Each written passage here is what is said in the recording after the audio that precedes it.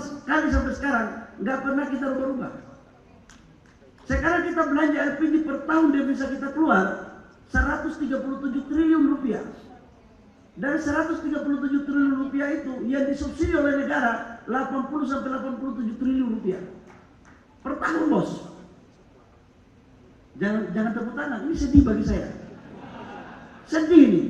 Saya berpikir-pikir, ini kita pintar atau kita setengah pintar dulu. Nah, kebutuhan kita LPG 8,6 juta ton per tahun. Produksi kita kapasitas terpasang 1,9 juta, tapi yang bisa produksi hanya 1,6-1,7 juta maksimum. Jadi kita impor 7 juta ton per tahun. Masalahnya adalah pertanyaan yang selalu saya dapat informasi, kenapa kita tidak membuat LPG dalam negeri? Padahal kita gas melimpah. Gas kita nggak pernah impor lagi loh. Gas itu sudah semuanya industri dalam negeri. Yang kita bahkan kita ekspor 30% dari total lifting gas kita. Cuma kenapa LPG kita impor? Karena LPG itu bahan bakunya C3, C4.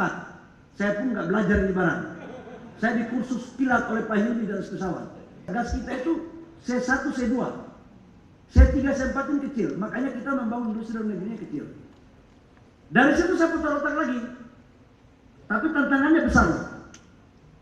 Kita pertama merubah lewat DME. Sejak saya jadi Menteri Investasi, udah mau bikin di DME.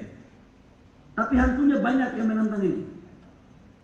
DME ini adalah hasil mineralisasi daripada batu bara low kalori untuk kita konversi dia untuk menjadi pengganti LPG. Waktu di zamannya Pak Jokowi udah groundbreaking, waktu saya jadi Menteri Investasi, tapi di intercept di tengah jalan. Waktu itu belum jadi ketum partai soalnya. Jadi masih bisa di intercept.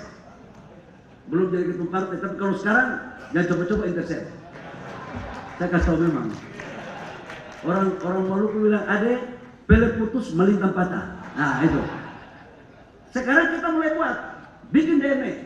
Sekarang kemarin sudah diletakkan batu pertamanya, jalan. Kita bikin di Muara Enim. Tapi setelah itu saya pikir ini 2 tahun. Maka kemudian muncullah ide untuk kita bikin CNG. CNG ini adalah sama juga gas, tapi dia bukan LPG dan sekarang sudah dipakai untuk hotel, restoran dan beberapa MBG. Tetapi untuk yang 3 kilogramnya ini baru mau dibuat. Ya kita, dan ini costnya lebih murah 30-40% per ekor. Dan ini tantangannya juga banyak. Saya bilang tidak ada urusan. Untuk efisiensi, kebaikan, dan pelayanan rakyat, apapun kita pertaruhkan untuk kita wujudkan agar kita mandiri. Nah, kira-kira ini Bapak Ibu semua yang saya mau jelaskan terkait dengan energi. Di samping memang kita harus dorong untuk energi baru terbarukan.